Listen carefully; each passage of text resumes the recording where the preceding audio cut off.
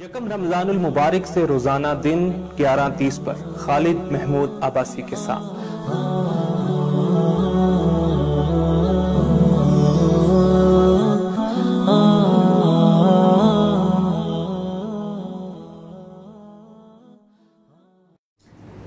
جی السلام علیکم ناظرین، آپ دیکھ رہے ہیں پروگرام جواب نامہ۔ نواز اسٹوڈیو اسلام آباد سے براہ راست پروگرام نشر کیا جا رہا ہے۔ سوال و جواب پہ مشتمل یہ پروگرام ہے جو رمضان المبارک میں روزانہ ہم آپ کے خدمت میں لے کے آتے ہیں۔ سوال و جواب پر مشتمل یہ پروگرام، اس میں آپ بھی شرکت کر سکتے ہیں اور اپنے سوالات ہم تک پہنچا سکتے ہیں۔ کل بھی ہماری جو ڈسکشن تھی وہ ایک ٹاپک، ایک جنرل ٹاپک تو نہیں تھا، لیکن اسپیسیفک ٹاپک تھا، اسپیسیفک آڈینس کے لیے، خاص طور پہ جو لوگ اس پہ دلچسپی رکھتے ہیں۔ اور ہمارا موضوع تھا عصر حاضر میں اسلامی ریاست، اور خاص طور پہ اس کے جو سیاسی نظام ہے، اس کا سیاسی ڈھانچہ۔ اس حوالے سے ڈاکٹر صاحب کے ہم نے کچھ کلپس بھی پلے کیے، اور اس کے آج کے دور کے اندر وہ کیا شکل بن سکتی ہے، اس حوالے سے ایک زبردست ڈیبیٹ بھی کی۔ اسی موضوع کو ایک اور انداز میں ہم لے کے آج بھی آگے چلیں گے، لیکن اس سے پہلے یہ کہ ہمارے آڈینس کے کچھ کویسچنز ہیں، وہ کویسچنز ہم لے لیتے ہیں، اور اس دوران اگر آپ کا کوئی کویسچن ہو اس ٹاپک کے متعلق، آج انشاءاللہ ہم ڈاکٹر صاحب کے کچھ تحریریں اس پروگرام میں لے کے آئیں گے، خالد صاحب سے اس کے بارے میں پوچھیں گے بھی اور ان سے بات چیت بھی کریں گے۔ اس حوالے سے اگر آپ کا کوئی کویسچن ہو تو آپ اس لائیو ویڈیو کے کامنٹ سیکشن میں اپنا وہ کویسچن پیسٹ کر سکتے ہیں، اور یا ہمیں SMS یا واٹس ایپ کے ذریعے ہمیں اپنا کویسچن جو ہے وہ بھیج سکتے ہیں۔ سب سے پہلے یہ کہ خالد صاحب کل کچھ کویسچنز تھے وہ رہ گئے تھے۔ ایک ہمارے مستقل ویور ہیں محسن صاحب، محسن ابروزی ہے، پتہ نہیں پر ان کی پروفائل پہ یہ لکھا آ رہا ہے۔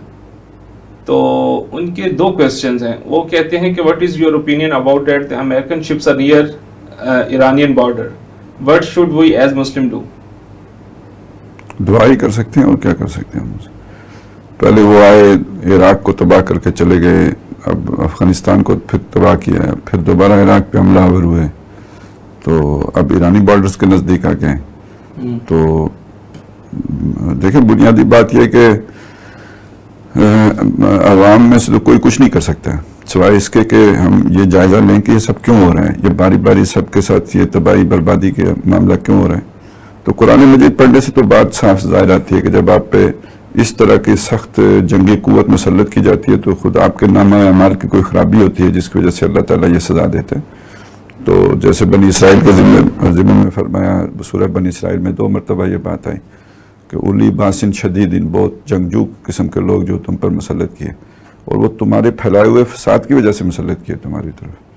اور وہ فساد کیا ہے؟ تم نے دین سے بے وفائی کی، تم نے اللہ کے تو نمائندے تھے اور تم نے اللہ کے دین کی صحیح نمائندگی نہیں کی، اس کا حق نہیں ادا کیا، اس لیے پھر اللہ تعالیٰ نے تمہارے اوپر اپنے یہ جنگجو بندے مسلط کیے۔ تو جب یہ اگر آپ کا وہ نقطہ نظر بنے اور آپ سمجھیں کہ اصل بیماری یہ ہے، تو پھر تو ہم کچھ کر سکتے ہیں، اور وہ کچھ کرنا یہ ہے کہ ہم اگر میری زندگی میں ہمارے اپنے کردار میں اللہ کے دین سے بغاوت ہے تو اس کی طرف رجوع کریں، اپنے بھائی بندوں کو اس پر آمادہ کریں۔ ٹھیک ہے، ٹائم لگے گا، ابھی جو تباہیاں آنی ہیں وہ ٹلیں گی نہیں، لیکن ہمارے اٹھنے کا اور دوبارہ صحیح جو ہے نا طاقت پکڑنے کا ذریعہ اس کے سوا کچھ نہیں ہے کہ ہم اللہ کی کتاب کے ساتھ، اللہ کے دین کے ساتھ وفاداری کے رشتے میں بن جائیں۔ ٹھیک ہے، بالکل صحیح۔ اسی طریقے سے وہ انہی کا ایک دوسرا کویسچن ہے، اور وہ کہتے ہیں کہ وی مسلم ریڈی فار خلافت when we know as Muslim we have a lot of moral issue in this and if we have power we can be tyrant like our leaders. دیکھیں یہ بات تو صحیح ہے، دیکھیں یہ تو وہی بات ہے نا جو قرآن مجید میں بھی آئی ہے کہ فَهَلْ عَصَيْتُمْ إِن تَوَلَّيْتُمْ أَن تُفْسِدُوا فِي الْأَرْضِ وَتُقَطِّعُوا أَرْحَامَكُمْ، کہ اس بات کا اندیشہ ہے کہ ابھی اگر تمہیں حکومت مل جائے تو تم بھی زمین میں فساد مچاؤ، لوگوں کو جبر و استبداد کا نشانہ بناؤ اور رحمی رشتے قطع کرو۔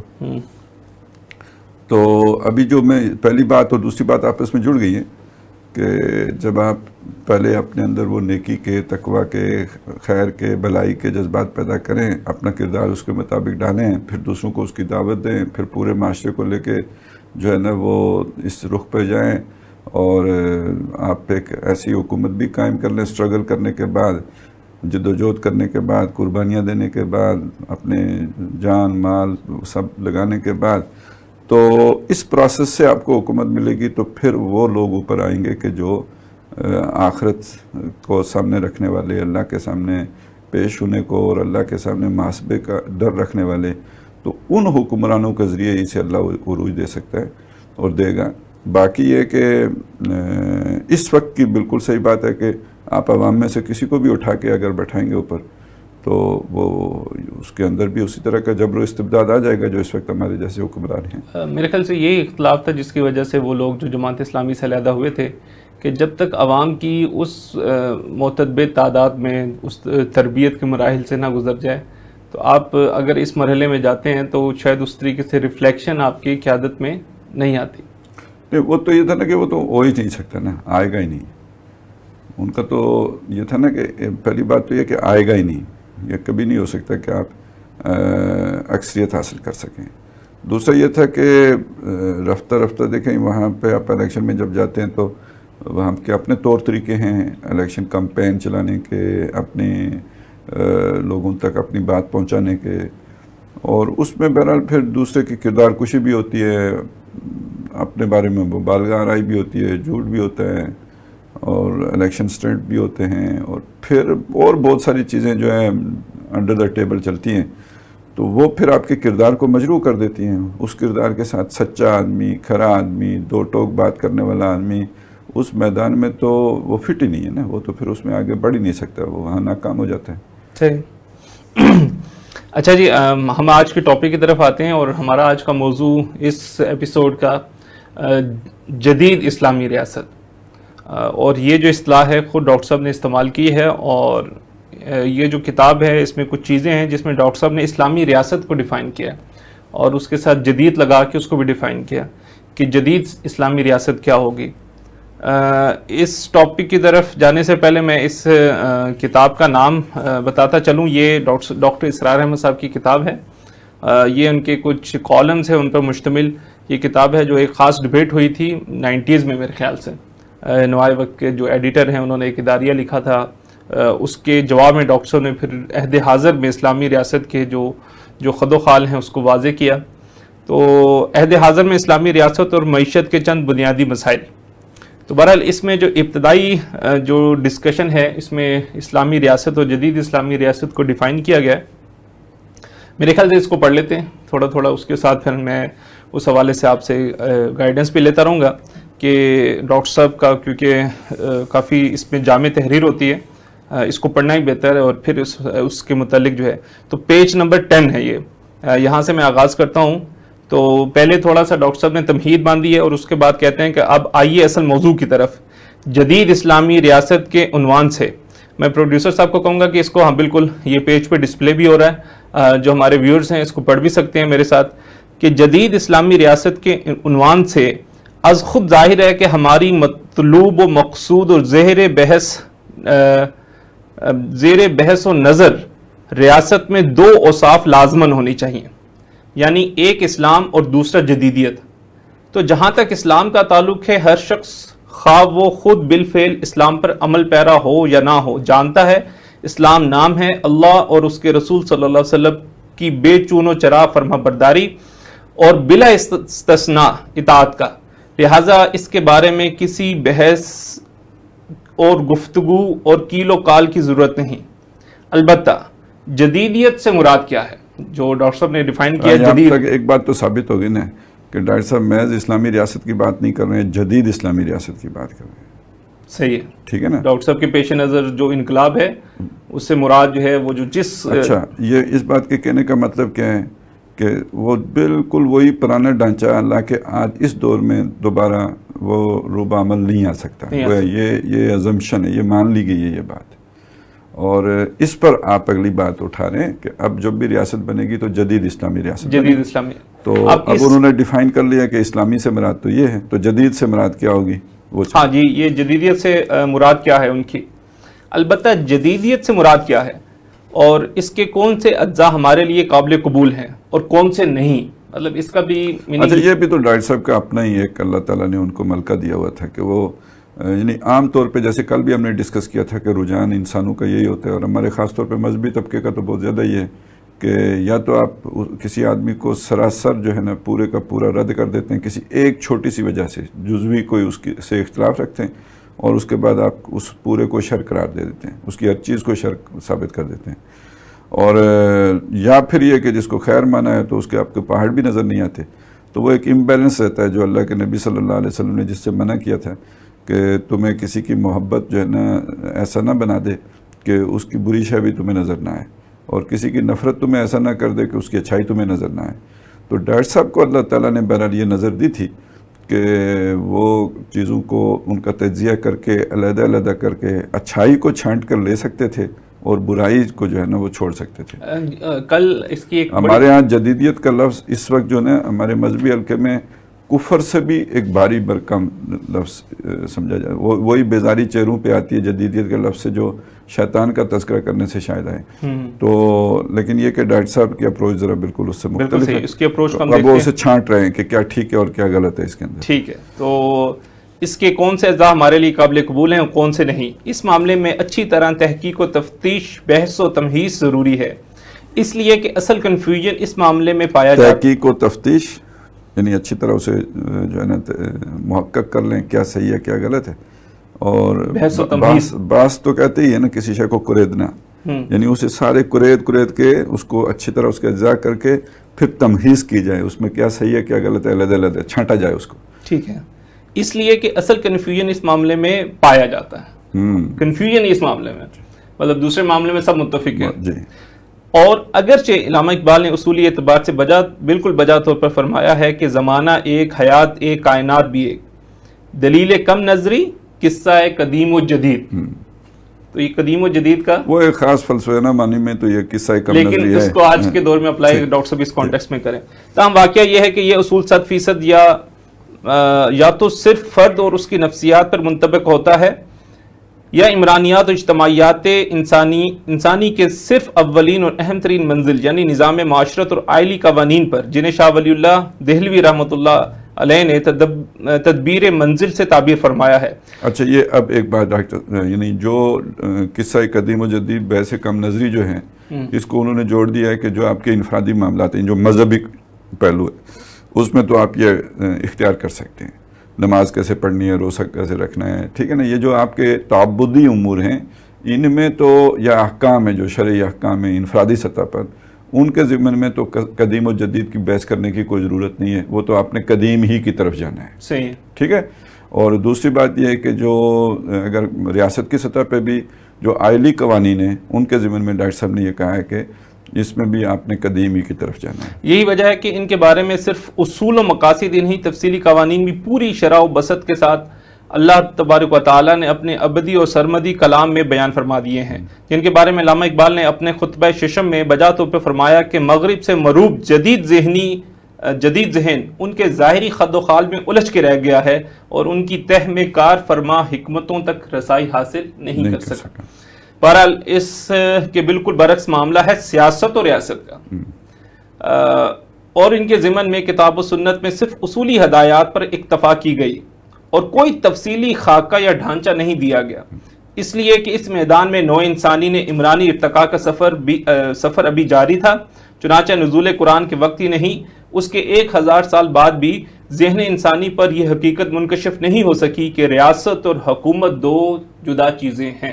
یعنی اس میں ڈاکٹر صاحب جو چیز کہہ رہے ہیں، اصل جو اصولی بات جو بنیادی بات ہے جو بتا رہے ہیں وہ یہ ہے کہ دیکھیں معاشرے کا ارتقاء حضرت آدم علیہ السلام سے انسانیت کا آغاز ہو رہا ہے، تو بہرحال ایک فرد ہے، پھر ان کا اللہ نے جوڑا بنایا، خاندان بن گیا، پھر اس سے آگے جو ہے کئی خاندان وجود میں آئے، معاشرہ وجود میں آ گیا، تو یہ گریجولی اوپر اٹھ رہا ہے، اور پھر انسان نے اپنے آپ کو قبائل کی صورت میں منظم کیا، پھر ایک شہر میں کئی قبائل مل کے رہنا شروع ہوئے، نئے قسم کے سوشل کانٹریکٹ وجود میں آئے، یہ سفر جوں آگے بڑھتا گیا اور معاشرہ جدید سے جدید تر ہوتا چلا گیا اور ترقی یافتہ سے ترقی یافتہ ہوتا چلا گیا، اسی طرح اس میں پیچیدگیاں بھی بڑھتی گئیں، تو یہ معاشرہ چلتے چلتے جب نبی صلی اللہ علیہ وسلم کے دور تک آیا تھا تو ایک ادارہ تو سمجھے میچور ہو گیا تھا، اس میں مزید کسی ترقی نہیں ہونا تھا، اور وہ تھا گھر کا ادارہ۔ صحیح۔ لہذا اس کے لیے اللہ نے تفصیلی احکامات دے دیے، اس کے جتنے بھی پہلو تھے، اس کے جتنے بھی گوشے تھے، ان سب کے بارے میں تفصیلی رہنمائی دے دی، یہاں یہ کرو نہ کرو، یعنی قوانین بھی دے دیے۔ لیکن ابھی بھی بعض گوشے ایسے تھے جنہوں نے مزید ترقی پانی تھی، جن میں خاص طور پہ انہوں نے کہا ریاست و سیاست کا معاملہ ہے۔ ابھی ریاستی معاملات یعنی اس دور میں ابھی یعنی صرف یہ مثال دی ہے ڈاکٹر صاحب نے کہ یہ بھی ابھی انسان کو نہیں پتہ چلا تھا یار ریاست اور بادشاہ یا حکومت دو علیحدہ علیحدہ چیزیں ہوتی ہیں، ٹھیک ہے؟ یہی وجہ ہے کہ آپ بادشاہ کے خلاف بولیں تو سمجھا جاتا تھا یہ باغی اور یہ غدار ہے، یہ ریاست کے خلاف، ہاں وہ ایک ہی چیز ہوتے تھے نا۔ اور شاید بہت بڑی وجہ جو ہے نا واقعہ کربلا کی یا ثانیہ کربلا کی بھی یہ تھی کہ یزید کے خلاف بغاوت کا مطلب سمجھا گیا کہ یہ تو ریاست کے خلاف بغاوت ہو گئی ہے، اسی لیے تو وہ سب نے جو ہے نا وہ فتویٰ بھی دے دیا۔ صحیح۔ تو یہ بھی آپ ذرا سوچیں، نبی صلی اللہ علیہ وسلم کے 1000 سال بعد جا کے کہیں حقیقت کھلی ہے کہ ریاست اور چیزیں اور حکومت اور چیزیں۔ اب جب اس معاملے میں ارتقاء ہونا تھا تو آپ نے اگر اس ڈھانچے کو سامنے رکھتے ہوئے تفصیلی احکامات دے دیتے، قرآن مجید میں قوانین بھی آ جاتے اس ضمن میں، تو پھر یہ کہ وہ کیپ ہو جاتا، پھر وہ ترقی نہیں ہو سکتی تھی، اور اللہ چاہتا تھا ترقی ہو، ارتقاء ہو۔ لہٰذا اللہ نے وہاں تفصیلی احکامات نہیں دیے بلکہ صرف اصول دے دیے۔ اصول کا مطلب یہ ہے کہ ان اصولوں کے اندر رہتے ہوئے آپ جوں معاشرہ ترقی کرے گا ان کے اندر آپ قانون سازی کر سکیں گے، لیکن کوئی قانون ایسا نہیں بنائیں گے جو اس اصول سے متصادم ہو، اصول سے باہر نہیں نکل، اس اصول سے باہر نہیں نکل سکتے۔ ٹھیک ہے۔ تو اب یہ ایک بہت بڑا فرق ہو گیا، معلوم ہوا کہ ریاست کا ادارہ گھر کے ادارے جیسا نہیں ہے۔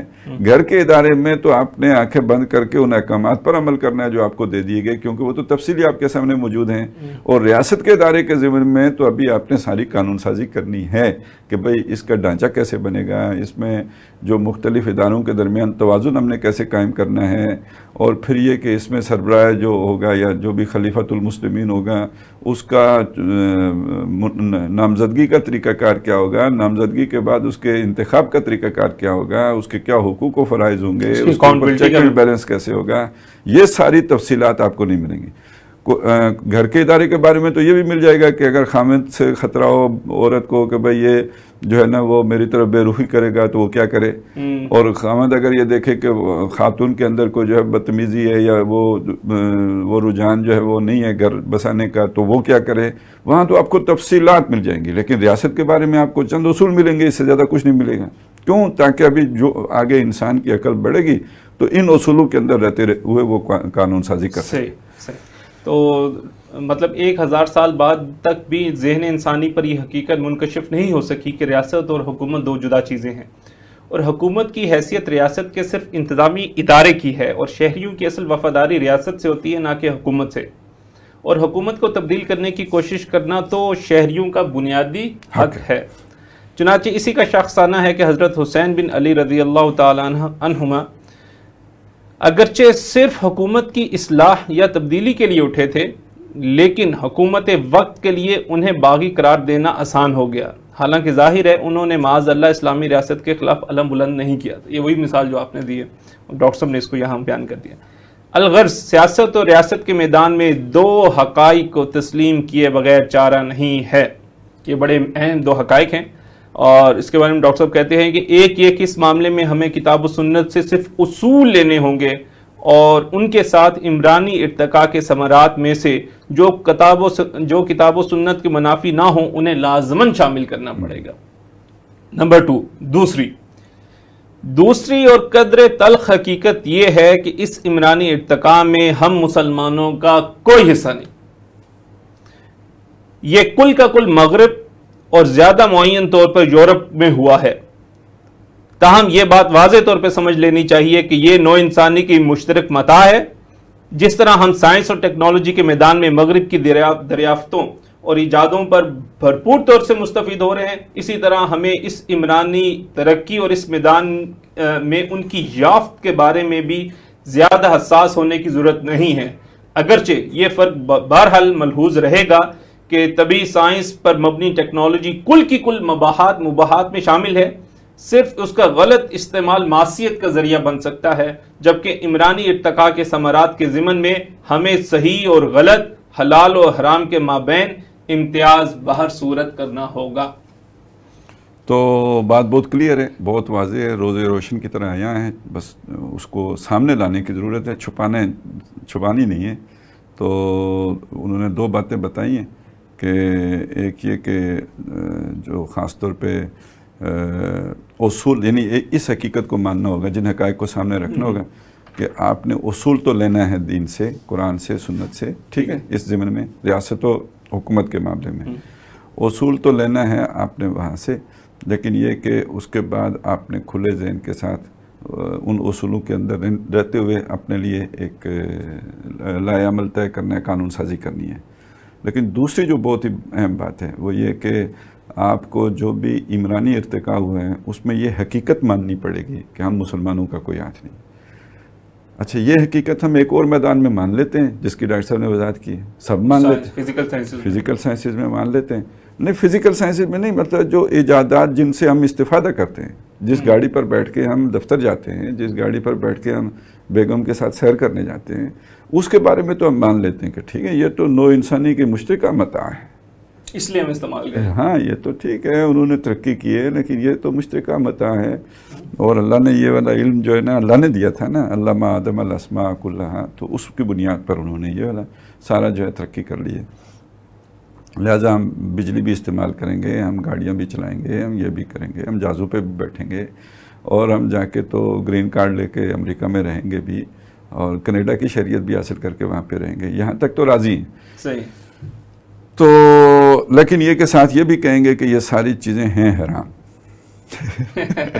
یہ شر ہیں، فی نفس ہی شر ہیں، تو یہ تو خیر ایک انتہائی ویلیو لوڈیڈ ہیں، تو یہ فی نفس ہی ایک بہت ہی انتہا پسندانہ، اور مطلب یہ پتہ نہیں یہ کیا، یعنی کتنا بڑی کنٹراڈکشن ہے، کیا وہ لفظ تو منافقت کا ذہن میں آتا ہے کہ آدمی ایک طرف تو اتنی شد و مت کے ساتھ جن چیزوں کی وہ انہیں فی نفس ہی شر کہہ رہا ہو، اور دوسری طرف اس طرح ان میں لتھڑا ہوا ہو، ان میں گدا ہوا ہو، انہی میں ڈوبا ہوا ہو کہ جیسے کوئی جو اسے غلط سمجھتا ہی نہ ہو اس کی طرح۔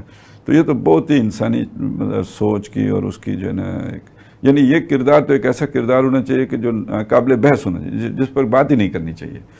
تو بہرحال یہ چند لوگوں کا معاملہ ہے، عام لوگوں کا معاملہ تو نہیں ہے، عام لوگوں نے تو اسے سمجھا ہے کہ یہ کوئی شر نہیں ہے۔ ہاں اس سے یہ تو ڈاکٹر صاحب نے کہا کہ ان میں سے کوئی بھی برائی نہیں ہے، فی نفس سے یہ شر نہیں ہے، البتہ ان کے اس سے معصیت میں اضافہ ہو سکتے ہیں، اس کا غلط استعمال معصیت بن سکتا ہے۔ مثلا آپ کو دیکھیں نا، آپ کی زبان تھی، پہلے بھی تھی، اللہ نے دی تھی نا، یہ آپ کو استعمال کرتے تھے زبان، اپنے خیالات کا اظہار دوسرے تک کرتے، لیکن احادیث میں یہ بھی تو ہے نا کہ جہنم میں جانے والوں کی اکثریت ان لوگوں پر مشتمل ہوگی جنہوں نے زبان کا غلط استعمال کیا ہوگا۔ تو اب اس سے زبان کاٹنے کا تو نہیں کہا گیا نا کہ آپ زبان کاٹ لو، جیسے بعض لوگوں نے کہا جی نفس مار دو، تو زبان کاٹنے کا تو شکر ہے کسی نے نہیں کہا۔ تو اصل دینی تعلیم یہ تو نہیں ہے کہ نہ آپ نفس مار دیں یا آپ زبان کاٹ دیں یا آنکھیں پھوڑ لیں یا کان جو ہے نا وہ توڑ لیں، یہ تو کچھ بھی نہیں ہے۔ وہ تو یہی ہے کہ جی آپ نے ان کا غلط استعمال نہیں کرنا، غلط بات سننی نہیں ہے، غلط چیز دیکھنی نہیں ہے، غلط نگاہ لڑانی نہیں ہے، زبان کا غلط استعمال نہیں کرنا ہے، اس کو کنٹرول میں رکھیں۔ اب اس سائنسی ترقی نے آگے کیا کیا ہے کہ یہ آپ کی زبان کو بھی 10 گز کا لمبا کر دیا ہے نا، آپ کے پاس موبائل بھی آ گیا ہے، ٹیلی فون بھی آ گیا ہے، اور کتنی سہولتیں آ گئی ہیں ساری، جو ذرائع ابلاغ کی اپنی بات دوسرے تک پہنچانے کی، اب ایک زبان ہی تو نہیں رہی نا، کئی چیزیں اور آ گئی ہیں، یہ ساری آپ کو سائنس نے دے دی ہیں، اور اس کا نتیجہ یہ نکلے گا کہ آپ اپنے خیالات کا اظہار پہلے سے 10,000 گنا زیادہ شدت کے ساتھ کر سکتے ہیں۔ اب آپ کے خیالات ہی اگر گندے ہوئے تو پہلے دوزخ میں جس درجے میں جانے کا امکان تھا اس سے کہیں نچلے گڑھے میں جانے کا امکان پیدا کر لیا آپ نے اپنے لیے۔ تو اس کا تعلق اس چیز سے نہیں ہے کہ جو آپ استعمال کر رہے ہیں اپنے خیالات کے اظہار کے لیے، بلکہ آپ کے استعمال سے، آپ کے اس کے جائز یا غلط استعمال سے۔ تو اچھا، یہاں تک اب ڈاکٹر صاحب نے اس کو بنیاد بنا کے جو اگلی بات کہی ہے کہ جس عمرانی ارتقاء کے اندر ہمارا کوئی ہاتھ نہیں ہے، ہمارا کوئی دخل نہیں ہے، ہمارے کوئی کنٹریبیوشن نہیں ہے، جیسے ان سائنسی ایجادات میں ہماری کوئی کنٹریبیوشن نہیں ہے، تو جیسے ہم نے یہ لے لیے ہیں ایسے وہ بھی لینا پڑے گا۔ آپ کو کسی کی دشمنی، کسی کی نفرت، کسی سے بغض اس پہ آمادہ نہ کر دے کہ آپ اس کی اچھی شے کو بھی قبول کرنے سے انکار کر دیں، اپنے پاؤں پہ کلاڑا ماریں گے اور کچھ بھی نہیں کریں گے۔ تو جب آپ یہ کہتے ہیں تو وہ کیا چیز ہے؟ مغرب نے عمرانی ارتقاء کر کے وہ کیا چیز یافت کی ہے؟ وہ ہے اسٹیٹ کرافٹ، وہ ہے ریاست کے لیے جو انہوں نے ڈھانچہ بنایا ہے۔ کچھ لوگ ایئر کرافٹ بھی کہتے ہیں، چلے چلیں بالکل اس میں پھر ڈاکٹر صاحب نے اس کو ڈیفائن کیا ہے کہ اس میں صحیح اور غلط اور حلال و حرام کے مابین امتیاز بر صورت کرنا ہوگا. لیکن یہ ہے کہ سب سے پہلے وہ اپروچ تو وہ اس کی طرف ایک ایکسیپٹنگ اپروچ سے جائیں گے. وہ بحث تو کریں گے, اسے کرے دیں گے تو صحیح, اس میں سے چھانٹیں گے, وہ تو چھانٹی پہلے ڈائریکشن تو آپ کی اس طرف. بہرحال آگے کہتے ہیں یہاں برسبیل تذکرہ یہ اشارہ مناسب ہے کہ معاشیات اور اقتصادیات کا معاملہ ایک جانب معاشرت اور آئلی قوانین اور دوسری جانب سیاست اور ریاست کے بین واقع ہوا ہے. یہی وجہ ہے کہ اس کے ضمن میں قرآن حکیم نے جہاں اصول و مقاصد بھی واضح کر دیے ہیں وہاں بعض معین احکام بھی دے دیے ہیں, اگرچہ اتنے تفصیلی نہیں ہیں جتنے معاشرت اور تدبیر منزل کے ضمن میں ہیں. بہرحال اس کی ایک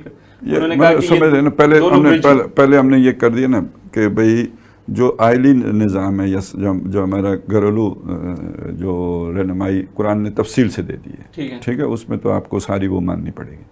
پھر ہم نے یہ بھی طے کر لیا کہ وہ سیاست کے معاملے میں قرآن مجید نے صرف اصول دیے ہیں, تفصیلی رہنمائی نہیں دی ہے. اب اس کے درمیان ویسے بھی جو یہ دیکھا جاتا ہے نا کہ سب سے اجتماعی سطح پہ سب سے نیچے ہوتا ہے یہ معاشرتی اور سماجی نظام, اس سے اوپر آتا ہے معاشی نظام اور سب سے ٹاپ پہ سمجھا جاتا ہے سیاسی. تو اب درمیان میں آ جاتا ہے معاشی نظام.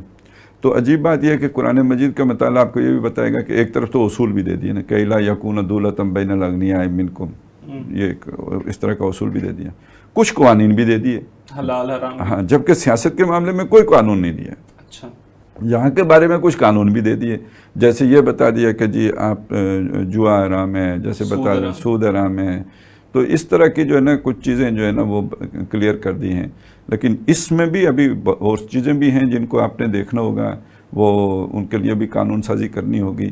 تو بین اس لیے کہا کہ اس کے بارے میں بھی مکمل قانون تو نہیں دیا, لیکن صرف اصول ہی نہیں دیے کہ قانون بالکل نہ دیا ہو جیسے سیاست کا معاملہ ہوا ہے, بلکہ اس کے درمیان ہے کہ اصول تو دے ہی دیے, کچھ قوانین بھی دے دیے, باقی قانون آپ کو جو بنانے پڑے آج کی ضروریات کے مطابق ان اصولوں کے اندر رہتے ہوئے بنا لیں, ان اصولی رہنمائی کے اندر رہتے ہوئے. ٹھیک ہے,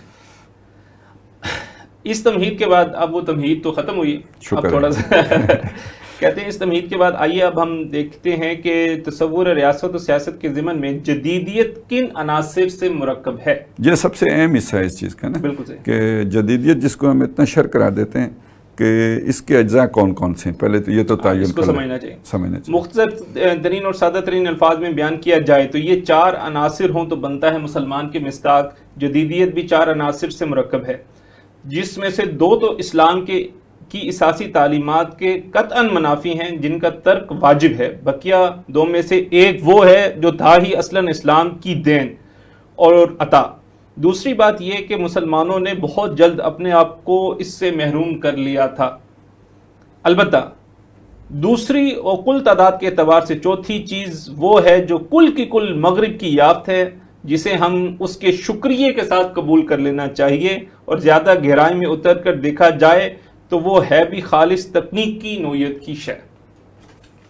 چنانچہ وہ عناصر جو دور حاضر میں ریاست, یعنی ڈاکٹر صاحب نے 4 حصے کر دیے نا اس 4 حصے, تو ان میں سے 2 کے بارے میں تو انہوں نے کہا کہ یہ تو سراسر انہیں تو چھوڑنا واجب ہوگا نا, وہ تو آپ لے سکتے ہی نہیں کیونکہ وہ اسلام کی اساسی تعلیمات کے خلاف ہے, عقائد کے خلاف ہو جائے گی وہ بات. اس کے بعد جو 2 ہیں وہ آپ کو لینے ہوں گے ان سے, ان میں سے ان 2 میں سے بھی ایک تو وہ ہے جو آپ کی چیز تھی, آپ وہ آپ بھول گئے اس کو, انہوں نے اسے پکڑا جھاڑ پونچھ کر کے نیا کیا, اب وہ ہمارے پاس آیا, ہم اسے جدیدیت کے نام سے جانتے ہیں, تو وہ اصل میں تو ہماری ہی ہے, وہ قدیم چیز تھی جو انہوں نے جدید بنا کے آپ کے سامنے لائی ہے. تو اس کے بعد اب ایک چیز وہ ہے کہ جو ایسی ہے کہ جو انہی کی محنت کے صلے میں وجود میں آئی ہے, اور اس کو آپ نے لینا ہے تو ان کا شکریہ بھی ادا کرنا ہے کہ من لم یشکر الناس لا یشکر اللہ, مغرب کا شکریہ ادا کرنا. ہاں مطلب چلیں نوع انسانی کی طرف, اور کتنے معاملات میں ہم ان کے شکر گزار ہیں. حضرت داؤد علیہ السلام کو اللہ تعالیٰ نے نا وہ کڑیاں بنا کے لگا, اندازے سے صحیح لگا کے ذرہیں بنانے کا جو طریقہ سکھایا, تو ساتھ یہ کہا اللہ کا شکر ادا کرو. تو یہ ایک مصنوعات میں سے تھا نا, ایک ایسی شے تھی جو انسان کے کام آنے والی تھی, تو وہ بنانے کا فن حضرت داؤد کو آ گیا, کہا شکر گزار بنو اللہ کے اس پر کہ اللہ نے آپ کو یہ کام کرنا سکھایا. تو جو اللہ نے اپنی انسانوں کو اتنا کچھ اب سکھا دیا ہے کہ سلیمان علیہ السلام کے دور کے جو معجزات تھے یا جو ان کی محیر العقول اور ایک جو عادت سے ہٹ کر جو جس طرح کی ان کی حکومت تھی، اب انسان کے پاس اس سے زیادہ طاقتور چیزیں آ گئی ہوئی ہیں، جنات سے بھی بڑی بڑی. تو اس پہ شکر نہیں بنتا اللہ کا بھی، اور پھر ان کا بھی تو شکر گزار اس میں ہونا چاہیے کہ ان کا بہت بڑا کنٹریبیوشن ہے. کم از کم الفاظ کی حد تک تو شکریہ ضرور ادا کرنا چاہیے. ٹھیک ہے.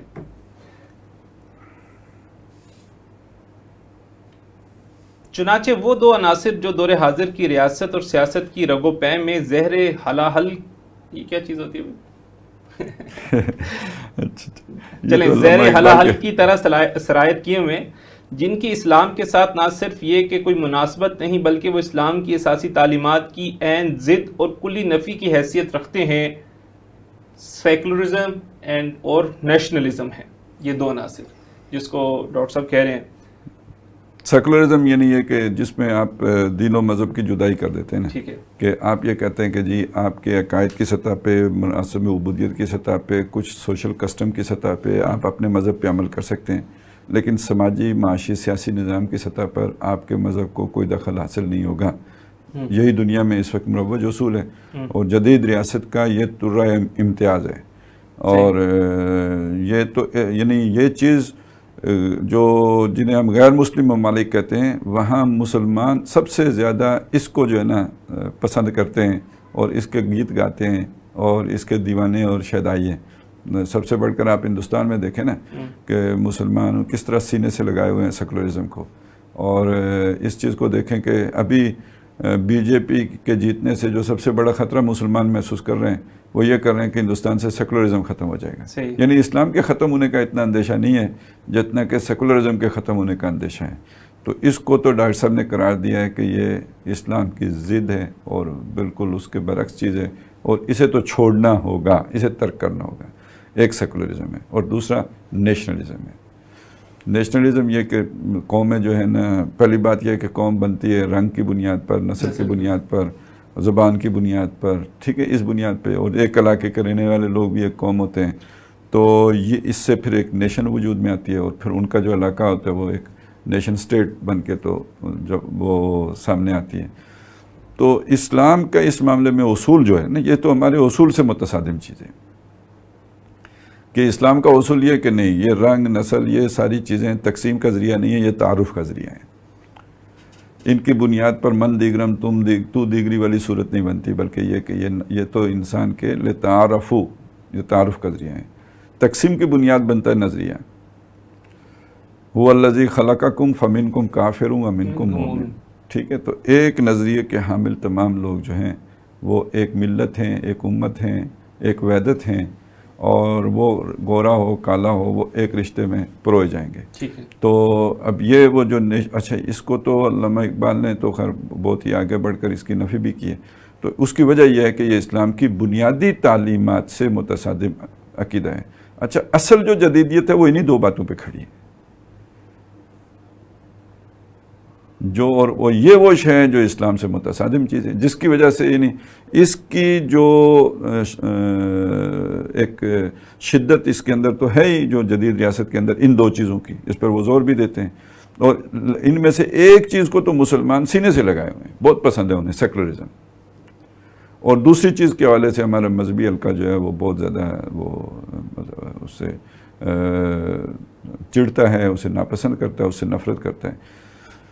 البتہ سیکولرزم کی منہ زبانی کبھی کبھی جو ہے وہ مخالفت سن لیتے ہیں، عملاً سارے سیکولرزم میں خوش. تو ڈاکٹر صاحب نے ان دونوں کو جدید ریاست کے وہ دو اجزاء قرار دیا جنہیں باہر صورت چھوڑنا ہوگا، بلکہ پہلے والی چیز کو شامل کر لیں، انہیں چھوڑنا واجب ہے، لازم ہے. ٹھیک ہے. اور ہم مسلمانوں نے برِ صغیر پاک و ہند پر علامہ اقبال کے فکر و فلسفے کی صورت میں اللہ تعالیٰ کا جو خصوصی فضل و کرم ہوا ہے، اس کے باعث ہم پر ان دونوں نظریات کا نوع انسانی کے حق میں زہر حلاحل کی طرح مہلک اور اسلام کی اساسی تعلیمات کی عین ضد ہونا اتنا واضح و مبہرن ہے کہ ان پر کسی گفتگو کی نہ صرف کہ کوئی حاجت محسوس نہیں ہوتی، بلکہ یہ کرتاس و قلم اور وقت و قوت کا خالص ضیاء نظر آتا ہے. تاہم ہم صرف ضیافت طبع کے لیے سیکولرزم کی نفی کے لیے علامہ اقبال کے 2 اشعار پیش خدمت ہیں جو اس ملحدانہ اور مشرکانہ تصور کے خلاف سیف قاطع کی حیثیت رکھتے ہیں۔ علامہ اقبال کے کچھ اشعار ڈاکٹر صاحب نے وہ بیان کیے ہیں۔ ہوئی دین و دولت میں جس دم جدائی، ہوس کی امیری ہوس کی وزیری، جلال بادشاہی ہو جمہوری تماشا ہو، جدا ہو دین سیاست سے تو رہ جاتی ہے چنگیزی۔ اسی طریقے سے ڈاکٹر صاحب نے آگے جو ہے وطنی قومیت کے حوالے سے بھی کچھ اشعار جو ہیں اس میں بیان کیے ہیں۔ الغرض ہمیں جدید تصور ریاست کے ان 2 عناصر کو تو جدید اسلامی ریاست کے تصور سے لازماً اور قطعی طور پہ خارج کرنا ہوگا۔ یہ پیج نمبر 14 ہے، اس کا میں مطالعہ کر رہا ہوں، بیچ میں ایک پیج میں اشعار تھے، اس سے آگے جو ہے بحث یہاں سے شروع ہو رہی ہے۔ لازماً اور قطعی طور پہ خارج کرنا ہوگا اور ان کے منطقی لوازم اور متضمنات کی بھی کامل بیخ کنی کرنی ہوگی۔ ڈاکٹر صاحب مشکل اردو لکھتے ہیں ہمارے جیسا جو طالب علم، یعنی ان میں جو پوشیدہ مقدر چیز انڈرسٹوڈ چیزیں ہیں جو ان کے ساتھ ہی آ جاتی ہیں، ٹھیک ہے، تو اس سب کی بیخ کنی کرنی ہوگی۔ ٹھیک ہے۔ جدید تصور ریاست کا وہ عنصر جو حدیث نبوی صلی اللہ علیہ وسلم کی روح سے الحکمت ضالۃ المومن کے مطابق مومن کی گمشدہ متاع کی حیثیت رکھتا ہے، وہ ہے اس کا ریپبلکن مزاج۔ ہاں، یہ جو ڈاکٹر صاحب نے 4 چیزیں کی تھیں جدید ریاست کی، جن میں سے 2 کو کہا تھا چھوڑنا واجب ہے، وہ انہوں نے چھانٹ کے علیحدہ کر دی، نیشنلزم اور سیکولرزم ان کو علیحدہ کر دیا۔ 2 کے بارے میں کہا تھا کہ یہ مغرب کی سے آئی ہیں، لیکن ان 2 میں سے ایک تو وہ ہے جو تھی ہماری، لیکن یہ کہ ہم نے اسے چھوڑ دیا تھا تو انہوں نے از سر نو میں تازہ کر کے ہمارے سامنے لائی ہے، اور دوسری یافتی ان کی ہے، یہ ان کی جو ہے نا وہ ہے۔ اب وہ جو ہماری تھی اور ہم سے کھو گئی تھی اور انہوں نے اسے سنبھال کے رکھا ہے اور اب وہ ہمارے سامنے دوبارہ آ گئی ہے، وہ ہے جس کا اب آپ ذکر کر رہے ہو۔ چلو جی۔ چنانچہ علامہ اقبال نے اپنے ان 2 اشعار میں بھی جو فصاحت بلاغت کی انتہائی بلندیوں کو چھو رہے ہیں، سب سے زیادہ اشارہ اسی حقیقت کی جانب کیا ہے کہ ہر کجا بینی جہان رنگ و بو، آنکھ از خاکش بروید آرزو، یا زنور مصطفیٰ اورا بحاس، یا ہنوز اندر تلاش مصطفیٰ است۔ اور اپنے مشہور خطبات میں انہوں نے نہایت فصاحت و بلاغت کے ساتھ فرمایا ہے کہ ریپبلکن طرز حکومت نہ صرف یہ کہ اسلام کی روح کے ساتھ کامل مطابقت رکھتا ہے، بلکہ عالم اسلام میں جو نئے عوامل برسر کار ہو چکے ہیں ان کے پیش نظر ناگزیر بھی ہے۔ یہ خطبہ ششم ہے جو اقبال کا ہے۔ یہ ریپبلکن مزاج ہے کیا؟ انگلش کا ورڈ ہے، اس کو پہلے تھوڑا سا تو اسے عوامی مزاج کے۔ ہاں جی، اصل میں دیکھیں نا، اس کو ڈاکٹر صاحب یہ کیوں کہہ رہے ہیں کہ ہماری چیز تھی، کہ جس دور میں حضرت عمر رضی اللہ تعالیٰ عنہ یہ کہہ رہے ہیں کہ مسلمانوں کے مشورے کے بغیر اگر خلیفہ کا چناؤ ہو جاتا ہے تو وہ ایک ناجائز خلافت ہوگی، وہ ناقابل قبول چیز ہوگی، تو اس دور میں تو بادشاہی دنیا میں چھائے ہوئے تھے، کیا ایران، کیا سلطنت روما، سب ہر طرف پوری دنیا کا وہ تھا ٹرینڈ۔ تو یہ تو دنیا کو ہم نے سکھایا تھا، امرہم شورا بینہم، ان کے معاملات آپس کے باہمی مشورے سے طے پاتے۔ بادشاہ کے تو ڈیوائن رائٹس تھے، تو وہ تو یعنی یہاں نہیں تھے نا، یہاں نہیں، ٹھیک ہے نا، وہ خلیفہ بھی عوام کے سامنے اپنے اور خادم ہے ان کا، خادمہم سید القوم خادمہم، یہ تو آپ نے دیا تھا دنیا کو۔ اور خلیفہ رات کو جو ہے وہ گشت کر رہے اور لوگوں کی جو بنیادی ضروریات ہے اس کی وہ یہی نا، وہ ذمہ دار سمجھتے ہیں نا، سمجھتے ہیں کہ میں جواب دہ ہوں اس لیے کہ مجھے ان کی ذمہ داری سونپی گئی ہے۔ تو یہ وہ تصورات تھے، بلکہ انسانیت ابھی وہاں نہیں پہنچ پائی ہے جہاں پہ اسلام نے پہنچا دیا تھا ان معاملات میں، لیکن اس کا سفر جیسے ان اشعار میں 2 اشعار میں آئے کہ بہرحال یہ جو چیز کی دین کی یہ والی حصہ ہے، اس کو تو اپریشیٹ کیا ہی مغرب نے نا، مغرب میں ہم تو اب بھی نہیں کر پا رہے، ابھی بھی ہمارے جو تصورات وہی بادشاہت والے اور وہی، یعنی ہمارا مزاج تو وہی ہے نا، رائٹس ہم وہی مانگتے ہیں۔ اسی لیے ہمیں مغرب کی جو سب سے اچھی چیز لگتی ہے نا، وہ بہت سوٹ کرتی ہے، وہ ہے باس از آلویز رائٹ۔ صحیح۔ اور اس کا ہمارے بادشاہوں نے ہمارا جو ہے نا ایسا تزکیہ کیا ہے کہ وہ حریت فکر اور حریت مزاج ہمارے اندر پیدا ہی نہیں ہو پا رہا ہے۔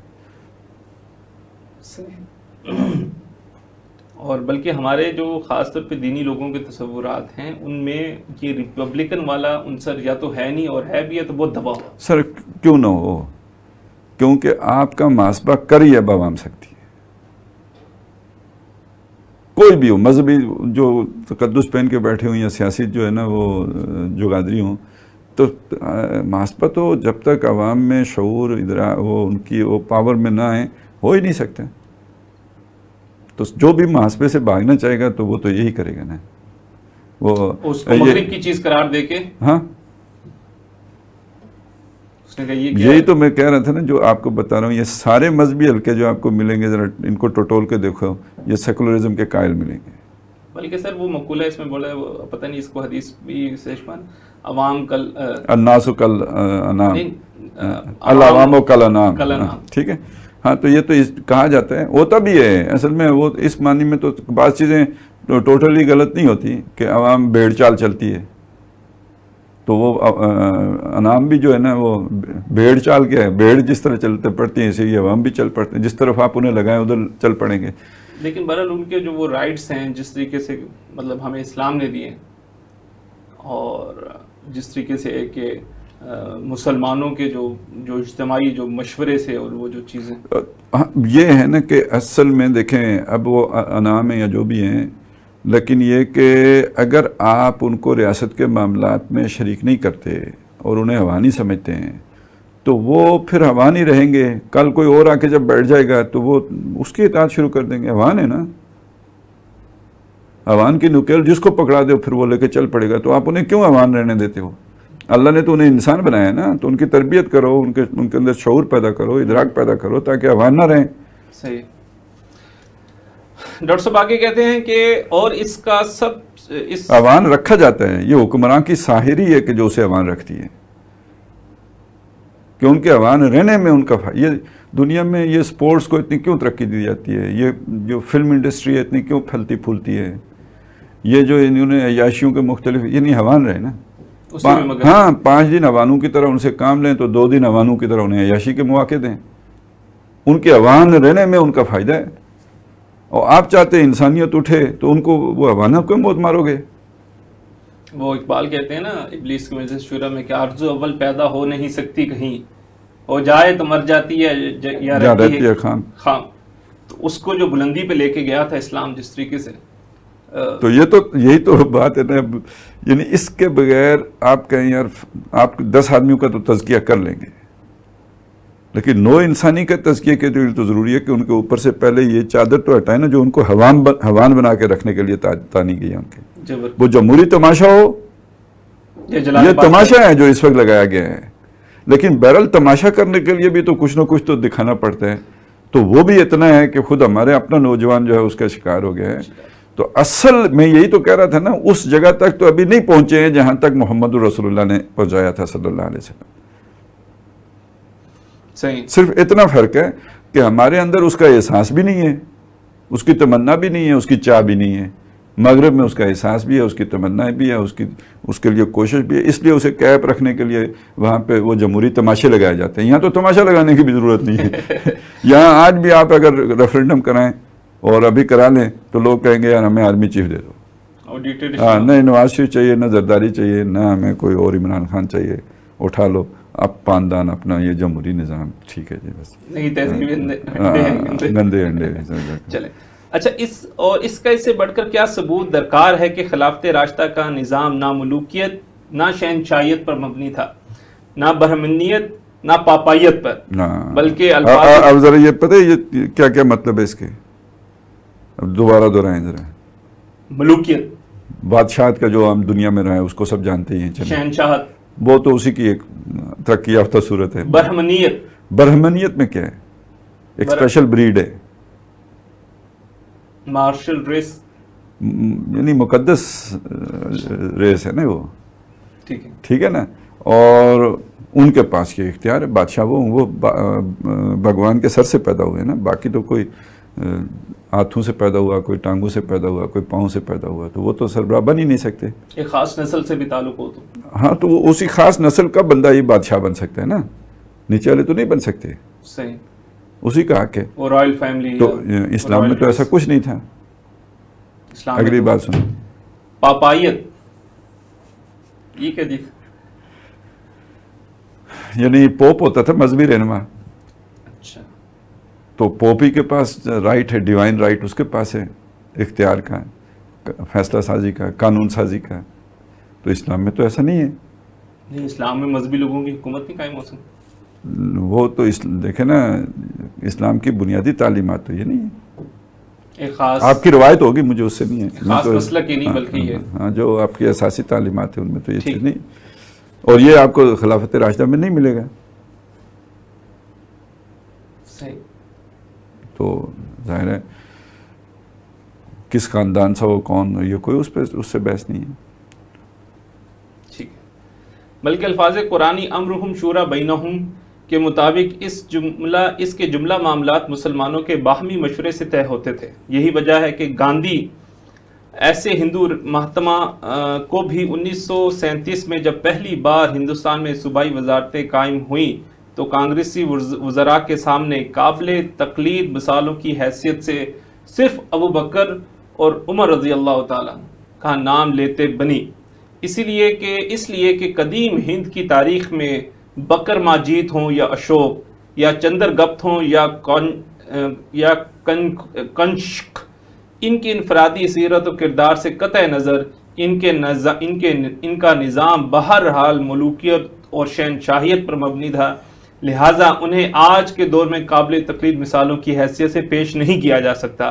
تاہم اس میں ہرگز کوئی شک نہیں کہ خلافت راشدہ آج کے دور میں ان کو قابل تقلید مثال کی پیش کرنے کے لیے گاندھی والی عقل نہیں چاہیے، مودی والی عقل چاہیے. ہاں لیکن اب اسی طرح جو ہمارے مودی ہیں وہ بھی اپنے کسی شہنشاہ کا نام لے سکتے ہیں. صحیح ہے. لیکن کوئی معقول آدمی علامہ اقبال جیسا نہیں لے سکتا. بے شک وہ ہمارے ہی اسلاف میں ہو، لیکن یہ ایک ہمارے لیے قابل تقلید نہیں ہے. تاہم اس میں ہرگز کوئی شک نہیں کہ خلافت راشدہ کے خاتمے کے بعد عالم اسلام میں تو رفتہ رفتہ ملوکیت نے جڑیں پکڑ لی. چنانچہ ہمارے یہاں تو بقول جناب نعیم صدیقی پھر تخت بچھے پھر ایوان سجے والا معاملہ شدید سے شدید تر ہو گیا. البتہ غرناطہ اور کرتبہ کی یونیورسٹیوں سے حریت فکر اور علم و حکمت کے جو سوتے وسطی یورپ کے ممالک تک پہنچے، جن کے زیر اثر وہاں ایک جانب احیاء علوم اور دوسری جانب اصلاح مذہب کی تحریکیں برپا ہوئیں، ان کے ہی ایک منطقی نتیجے کے طور پہ بالآخر انقلاب فرانس کا ظہور ہوا اور دنیا دوبارہ ریپبلکن طرز حکومت کا آغاز ہوا. بہرحال جدید تصور ریاست کا یہ عنصر مسلمانوں کے لیے اپنی گمشدہ متاع کی حیثیت رکھتا ہے، لہٰذا حدیث نبوی کے الفاظ کے مطابق اس پر تو ہمارا حق دوسروں سے فائق ہے، بڑھ کر ہے. البتہ آخری چیز جو کل کی کل مغرب کی یافت کی حیثیت رکھتی ہے، جس پہ ہمیں انگریزی زبان کی ضرب المثل شیطان کو بھی اس کا جائز حق ضرور دینا چاہیے کے مطابق مغرب کا ممنون ہونا چاہیے، اور جسے ان کے شکریہ کے ساتھ قبول کر لینا ہمارے اپنے حق میں مفید اور خواہ مخواہ رد کر دینا ہمارے اپنے لیے ہی مضر ہے، وہ ہے ایک جمہوری ریاست اور ریپبلکن طرز حکومت کے 3 اعضائے رئیسہ، یعنی مقننہ، انتظامیہ اور عدلیہ کی تعیین، پھر ان کے جداگانہ وظائف و فرائض کا تعین، اور سب سے بڑھ کر ان کے مابین اختیارات کے ضمن میں تحدیدات اور توازن کا نظام، اور آخر لیکن کم تری نہیں کہ مصداق اس مخصوص نظام میں ریاست و حکومت کے لیے اساسی اداروں کی تشکیل جیسے سیاسی جماعتیں، انتخابات کا نظام اور پریس، اس کے مناسب اخلاق و حدود کے اندر تنقید کا حق وغیرہ، یہ تمام چیزیں جیسے کہ پہلے عرض کیا جا چکا ہے در حقیقت ایک نوع کی ٹیکنالوجی ہی ہے، اس لیے انہیں مجموعی طور پہ اسٹیٹ کرافٹ سے بھی تعبیر کیا جا سکتا ہے. ٹھیک ہے جی. اچھا جی، اگر اس کو پڑھا ہو تو پھر پتہ چلا ہو کہ اسٹیٹ کرافٹ کیسے کہتے کسے، اور اس کے ضمن میں وہی اصول درست ہے جو پہلے بیان کیا جا چکا ہے، یعنی کہ جو چیز کتاب و سنت کے بالکل منافی ہو رد کر دی جائے، باقی اسلام کے اصولوں کے ساتھ شامل کر کے جدید اسلامی ریاست کا ڈھانچہ تیار کر لیا جائے. اب اس میں آپ دیکھیں نا کہ یہ تو ہم بھی مانتے ہیں کہ جی پولیس کا محکمہ سب سے پہلے حضرت عمر نے قائم کیا تھا. ہاں جی، عدالتوں کا نظام سب سے پہلے انہوں نے بنایا تھا. تو اگر اسلام میں اس کی تفصیلی احکامات پہلے سے موجود تھے ان چیزوں کے، تو پھر حضرت عمر کو کرنے کی کیا ضرورت تھی؟ تو پہلے ہی ہو جانا چاہیے تھا. صحیح صحیح. تو یہ تو خود دلیل ہے اس بات کی کہ اس معاملے میں تفصیلی احکامات نہیں تھے. جو ضرورت پیش آتی رہی تو وہ بناتے رہے. حضرت عمر کے دور تک کچھ چیزیں بن گئی تھیں، اور شاید وہ اسی رخ پہ بات آگے بڑھتی تو جو کچھ بعد میں مغرب نے کیا مسلمان بہت پہلے کر لیتے. اچھا، اس معاملے میں مسلمان کتنے وسیع النظر تھے. آپ یہ دیکھیں کہ ظاہر ہے عرب لوگوں کو تو حکومت کا اتنا وسیع تجربہ نہیں تھا جو دنیا میں اتنی بڑی سلطنت امپائر چلانے کے لیے چاہیے تھا. تو وہ کمی کہاں سے پوری ہوئی ہے؟ انہوں نے تمام جتنے بھی سابقہ بیوروکریٹس تھے یا جو بھی رموز مملکت سے آشنا لوگ تھے، وہ رومن ہوں، وہ ایرانین ہوں، انہیں لے لیے تھے. صحیح. انہوں نے اپنے ساتھ رکھے. تو اس سے تو ایک بہت بڑی دلیل آپ کے پاس یہ بھی آ گئی ہے نا کہ آج بھی جن کو آپ کہتے ہیں کہ یار یہ دنیا دار لوگ ہیں، وہ ہیں، کل آپ حکومت قائم کریں گے تو اس کی آپ کو ان کو ضرورت پڑے گی.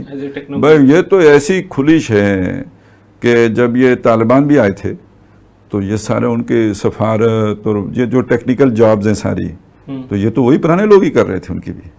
بھائی ان کے ساتھ وہ ایک طالب لگا دیتے تھے، پتہ نہیں وہ مانیٹرنگ کے لیے ہوتا تھا یا دیکھ سن کے لیے ہوتا تھا، جو بھی ہوتا تھا.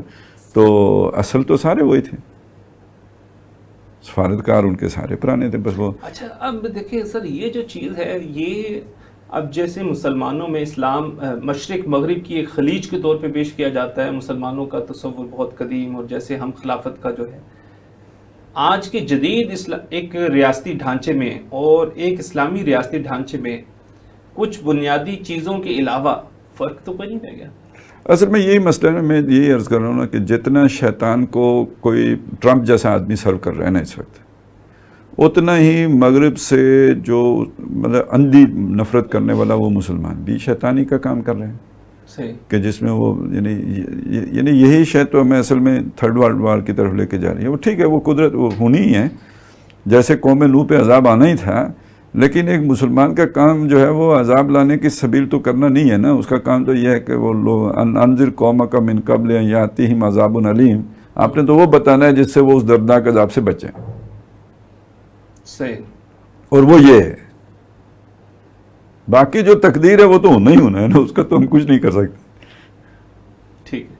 میرے خیال سے آخری 3 پوائنٹس ہیں جو ڈاکٹر صاحب نے کہا کہ جو خلاصہ ہے لب لباب ہے، اس کو بیان کر دیں اور پھر کوسچنز. اچھا، وہ اب اسی پہ آپ لے کے چلیں نا. تو یہ جو بھی ہے اس وقت یعنی یہ جو جدید ریاست ہے، اس کے جو اہم ترین پہلو ہے نا وہ یہ ہے کہ آپ نے ریاست کے اداروں کے طور پر یہ طے کر لیا کہ ایک تو اس کا حکومت ہوتی ہے، ایک عدلیہ ہوتی ہے، ایک مقننہ ہوتی ہے. مقننہ وہ ہے جو قانون سازی کرے گی، اور حکومت وہ ہے جو اس کو امپلیمنٹ کرے گی، اور عدلیہ وہ ہے کہ اگر تنازع پیدا ہوگا تو اس کو سالو کرے گی یا جو اس قانون کے مطابق فیصلہ کرے گی. یہ عدلیہ کا کام ہے. تو یہ تو خالص جو ہے نا اس کو اس فارم پہ لے کے آنا، اور پھر ان کے درمیان ایک توازن رکھنا، کیونکہ جہاں پہ پاورفل ادارے وجود میں آتے ہیں تو ان میں ٹکراؤ بھی ہوتا ہے اور ہوتا بھی رہا ہے. اس سے تجربات کر کے پھر ان کے درمیان ایک بیلنس کریٹ کرنا، یہ ہے جس میں مغرب نے کنٹریبیوٹ کیے ہیں. اور اس کو دوبارہ سے جو ہے نا، چونکہ ہمیں مغرب سے دشمنی ہے لہٰذا ہم پہیہ دوبارہ بنائیں گے، اور چونکہ ہمیں مغرب سے دشمنی ہے لہٰذا ہم ریاست وہاں سے شروع کریں گے جہاں پہ ہم نے چھوڑی تھی کبھی. تو یہ تو احمقانہ بات ہوگی، یہ حکیمانہ بات نہیں ہے، یہ احمقانہ بات ہے. پہیہ بنا ہوا ہے، آپ اس سے آگے کچھ بنا سکتے ہیں تو بنا لو. اور اسی طرح ریاست کا یہ جو ہے نا انفراسٹرکچر کہیں یا جو بھی اسٹیٹ کرافٹ کہیں وہ بنا ہوا ہے، تو اب آپ اس کو اس کے اندر جو ہے وہ کر لیں. اچھا، اب یہ دیکھیں نا کہ مثلا عرب لوگوں کا قد 6 فٹ ہوتا تھا اور ان کا وزن جو ہے نا وہ 110 کلو ہوتا تھا. تو ہم کہیں کہ آج اسلام وہی شخص قبول کر سکتا ہے جس کا وزن پہلے 110 کلو ہو چکا اور قد 6 فٹ ہو چکا ہو، تو بڑی نامعقول بات لگے گی، ہر کسی کو لگے گی اور آپ ہنسنا شروع کر دیں گے. تو یہ انسان کا جسم ہے، اس کی اپنا کوئی 5 فٹ ہوتا ہے، کوئی 6 فٹ ہوتا ہے، کوئی 6 فٹ سے بھی زیادہ ہوتا ہے، کوئی دبلا پتلا ہوتا ہے، کوئی بھٹا کٹا ہوتا ہے. تو جو بھی کلمہ پڑھ لے وہ مسلمان ہو جاتے ہیں.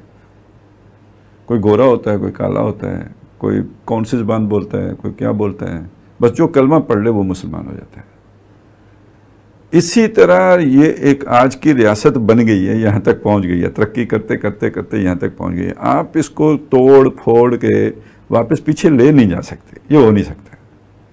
اب اس کو بس کلمہ پڑھا دیں تو یہ بھی مسلمان ہو جائے گی. اور کلمہ یہ ہے کہ یہاں کوئی قانون جو ہے قرآن و سنت کے خلاف نہیں بنے گا. صحیح، وہ اصول اپلائی کر دیں، وہ اصول اپلائی کر لیں، وہ سٹرکچر ڈھانچہ جو ہے. اور یہاں اقتدار اعلیٰ جو اللہ کا ہوگا. اچھا، وہ ایک چیز اور بھی کہی تھی جو انہوں نے کہا تھا نیشن سٹیٹ کی نفی کرنی ہوگی. اس کے کچھ متضمنات بھی ہوں گے جن کا، ان میں سے سب سے بڑا متضمنہ کیا ہے؟ وہ یہ ہے کہ نیشن سٹیٹ کے طور پر جو ایک علاقے میں رہتے ہیں وہ سب ایک قوم ہے. آپ نے اگر اس کی نفی کی ہے تو یہ بڑی ضروری شے ہو جائے گی کہ جو اس نظریے کو مانے گا، یہ نظریاتی سٹیٹ ہے، ٹھیک ہے، تو وہ درجہ اول کا شہری ہوگا، جو نہیں مانے گا وہ سیکنڈ ریٹ سٹیزن ہوگا. اب یہ تو بہت ہی یعنی آج کے سیکولر تصورات سے متصادم چیز بن جائے گی. بہرحال اس اصول کے مطابق تو اپلائی ہو. یہ اصول آپ یعنی کتنا مشکل ہے لیکن آپ کو بہرحال ماننا پڑے گا کیونکہ یہ اصول موجود ہیں. ٹھیک ہے، تو یہ 3 شرائط عام طور پر ڈاکٹر ورنہ صاحب وہ آپ اس نیشن سٹیٹ کی نفی نہیں کر سکتے. نیشن سٹیٹ کی نفی تبھی ہوگی. اچھا دیکھیں سر، اب اس میں ایک فرق ہے. فرق یہ ہے ہمارا ایک جو جدید ذہن ہے مسلمانوں میں ہو یا غیر مسلم میں ہو، ایک وہ کویسچن ریز کرتا ہے آپ کے سامنے جو اسلامی نظام کا نعرہ لگاتے ہیں. وہ کویسچن یہ ہے کہ آپ کیا نظام لے کے آئیں گے، کون سا نظام لے کے آئیں گے. اب ڈاکٹر صاحب نے تو اس کو ایک سارا نظام موجود ہے، لیکن جو ہمارا وہ طبقہ ہے بے شک وہ احیائی تحریک میں ہی شریک ہو اور وہ ایک جدوجہد کر رہا ہو، لیکن جن کا کانسیپٹ یہ نہیں ہے وہ کہتے ہیں کہ جب انقلاب آئے گا تو دیکھی جائے گی. ہاں وہ تو خیر وہ تو بہانا ہے نا. وہ تو روز تہجد پڑھ کے ساتھ یہ بھی دعا کرتے ہوں نہ آئے یہ مصیبت ہمارے سر نہ ہی پڑے. مسئلہ یہ ہے کہ یہ جو اس وقت ان کو چھوڑیں، وہ دیکھیں کہ جو آپ کے مخالف کیمپ میں جنہیں آپ قرار دیتے ہیں ان کا خوف کیا ہے. اس خوف کو سمجھو نا کہ آپ کے اسلامسٹ افغانستان میں آئے ہیں، انہوں نے ریاست کا پورا انفراسٹرکچر ہی تباہ کر دیا. اور یہ کوئی آسانی سے بنتا ہے؟ وہ معاشرہ کتنا پیچھے چلا جاتا ہے جہاں پہ یہ سارا جو اسٹیٹ کرافٹ موجود ہوتا ہے اور اسے توڑ پھوڑ دیا جائے، کہاں چلا جائے گا؟ اچھا یہ آپ کے جو فاٹا کے علاقے ہیں یہاں تو خیر وہ چیز تو نہیں تھی لیکن بہرحال انتظام چلانے کے لیے کچھ تو تھا، اور جب یہاں پہ بدامنی ہوئی وہ سارا توڑ پھوڑ دیا. اس سے آپ کا جو بھی سمجھدار طبقہ ہے اس کو پیغام کیا گیا، اس نے سمجھا کیا، اس نے پرسیو کیا کہ جہاں اسلامسٹ آتے ہیں وہاں توڑ پھوڑ ہو جاتی ہے. اب آپ دیکھو یہی لیبیا میں ہو رہا ہے، آپ دیکھو یہی جو ہے نا وہ شام میں ہو رہا ہے. یہ شے تو ہر سمجھدار آدمی کو خوف میں مبتلا کر دیتی ہے کہ بھئی میرا مستقبل کیا ہوگا، میرے بچوں کا مستقبل کیا ہوگا، یہاں پہ آخر زندگی کیسے جو ہے وہ آگے بڑھے گی. اب اس کے مقابلے میں اس چیز کو دیکھیں تو کوئی ادارہ تو توڑا ہی نہیں جا رہا ہے، ان کا فنکشن بدل رہا ہے، ان کے لیے حدود و قیود میں فرق آ رہے ہیں. صحیح. تو کون سی شے قابل قبول ہو سکتی ہے بلکہ اس کے اندر ایک عام آدمی کے لیے؟ اور عام آدمی سے مراد یہ کہ اگر کوئی اپنے تعصبات سے بالاتر ہو کے بے شک مقتدر ہی ہو، اگر سوچے بھی گا تو اس کے لیے وہ شے تو قابل قبول ہی نہیں ہے جس میں سارا سٹرکچر ہی آپ برباد کر دیتے ہیں. بلکہ اس کے اندر یہ جو ایک مورل خدا خوفی کا جو ایلیمنٹ ہے وہ زیادہ انسینٹیو کے طور پہ مور ریپبلکن ہے. یعنی آپ کے کرپشن ختم کرنے والی شاید، یعنی آپ سوچیں آپ اگر مذہب سے ڈرائیو ہو رہے ہوں اور آپ کے اندر خدا خوفی پیدا ہو جائے تو آپ کو تو یہ اینٹی کرپشن محکمہ بنانے کی ضرورت ہی نہیں ہے. آپ کو بس اس معاشرے کی وہ تربیت کرنی ہوتی ہے اس خد و خال پہ. بالکل زبردست. اچھا اس پہ بس یہ خلاصہ ہے 3 چیزوں کا اور اس پہ ہم آج کی یہاں گفتگو ختم کرتے ہیں. 3 ڈاکٹر صاحب نے کہا کہ یہ جو میں نے بیان کی ہیں اس کا جو لب لباب اور خلاصہ کہہ لیجئے کہ اسلام نے ریاست کے ضمن میں صرف اصول دیے ہیں، تفصیلی خاکہ یا ڈھانچہ کوئی نہیں. ریپبلکن طرز حکومت نہ صرف اسلام کی روح کے عین مطابق ہے بلکہ اصلاً اسی کی عطا کردہ ہے. اور تیسری چیز، جدید ریاست کے اعضائے رئیسہ یعنی مقننہ انتظامی اور عدلیہ کے وظائف و فرائض، ان کے مابین حقوق و اختیارات کی تقسیم اور توازن کا نظام، مختلف جمہوری اداروں کی تشکیل، یعنی فی الجملہ اسٹیٹ کرافٹ ایک نوع کی ٹیکنالوجی ہے جو اکثر و بیشتر مباح کے درجے میں ہے.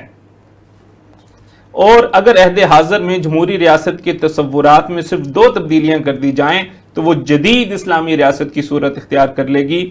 پہلی تبدیلی یہ کہ سیکولرزم کے تصور کو نکال دیا جائے اور اسلام کو صرف سرکاری مذہب کے طور پہ نہیں بلکہ دین اور دنیا اور مذہب اور ریاست کی جامع حقیقت کی حیثیت سے پورے نظام زندگی پہ غالب و نافذ کر دیا جائے. اور دوسری تبدیلی یہ کہ وطنی قومیت کی بجائے مسلم قومیت کو بطور اساس قرار دے دیا جائے تو مسئلہ سارا حل ہو جائے گا.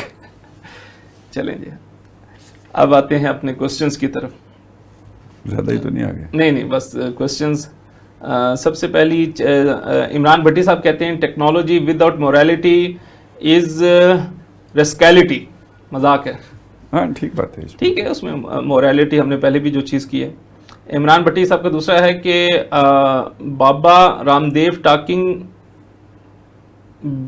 Talking ban on liquor and giving example of Islamic countries in India should we support ہم. یہ ان کا کوئی مذہبی رہنما ہے بابا رام دیو. تو وہ انہوں نے کوئی میں شراب کے خلاف جو ہے وہ آواز اٹھائی ہے اور اس کو بین کرنے کے لیے جو ہے بات کی ہے.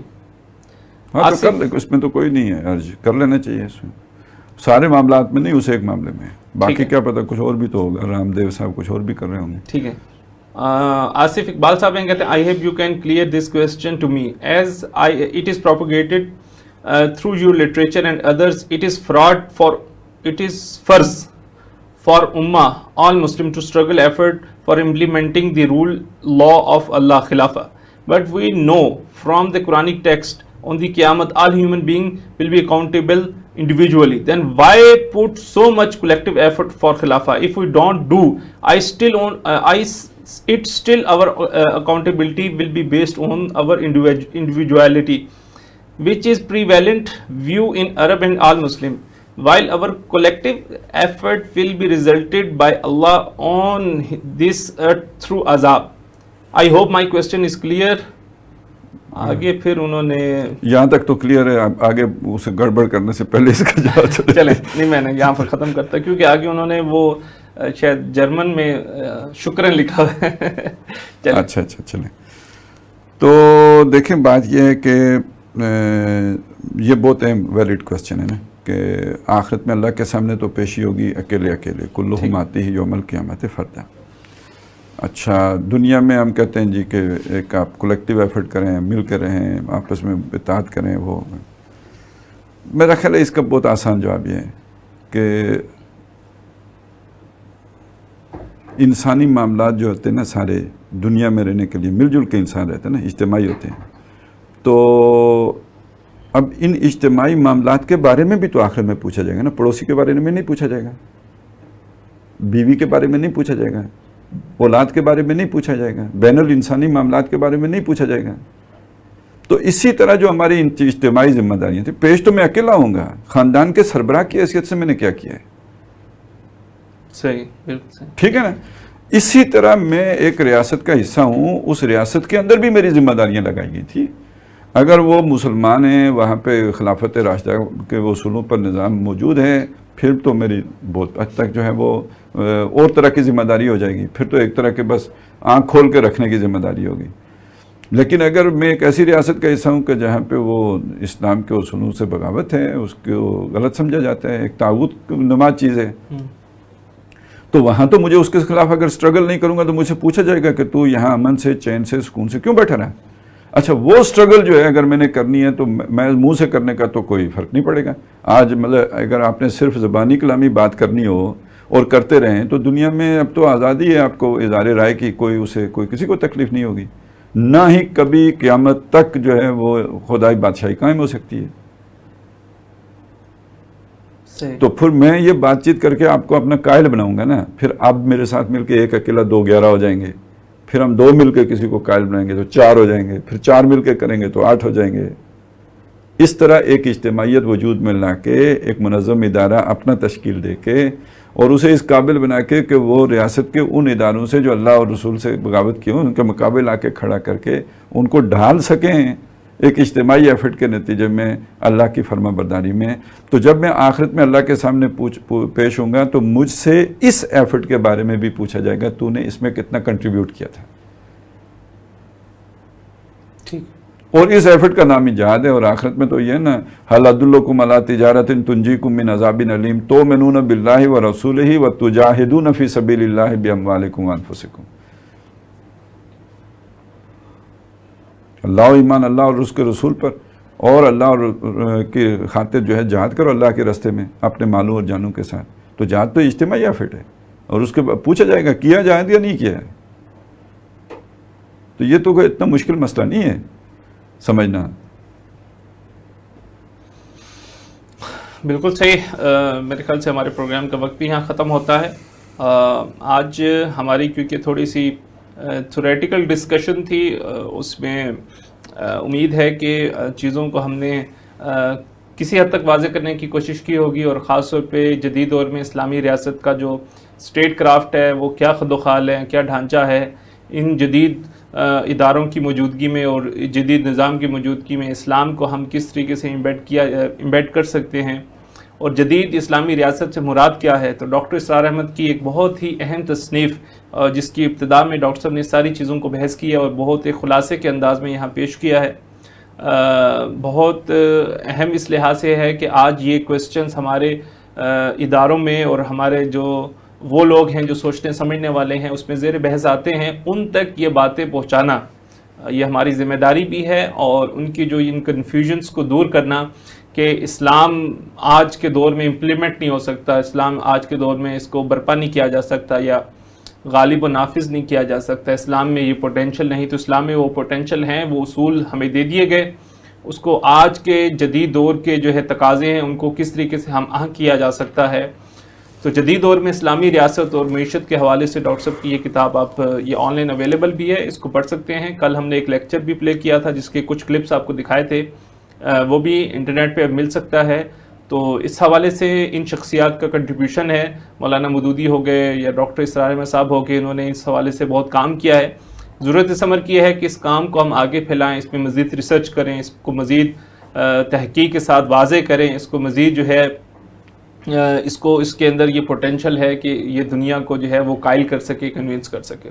بہرحال جواب نامہ کا یہ پروگرام خالد محمود عباسی کے ساتھ آج کی ایپیسوڈ یہاں ختم ہوتی ہے. میں شکر گزار ہوں خالد صاحب کا, انہوں نے ٹائم دیا, اس حوالے سے ہمارے ساتھ شریک گفتگو بھی رہے, اور آپ ویورز کا بھی شکریہ ادا کرتا ہوں کہ آپ لوگ جس پروگرام کو دیکھتے ہیں اس حوالے سے اپنا فیڈ بیک ضرور دیجیے گا.